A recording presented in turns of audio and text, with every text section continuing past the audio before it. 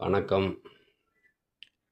தமிழ்நாட்டில் இருக்கக்கூடிய இன்றைய சீஃப் மினிஸ்டர் இளைய தளபதி விஜய் அவர்கள் தமிழ்நாட்டில் 4 பெரும்பான்மை ஜாதியில் ஒருவர் ஆவார். அவர் பிள்ளை இல்லை, செங்குந்த முதலியாரும் இல்லை என்பதை உங்களுக்கு தெளிவுபடுத்த விரும்புகிறேன்.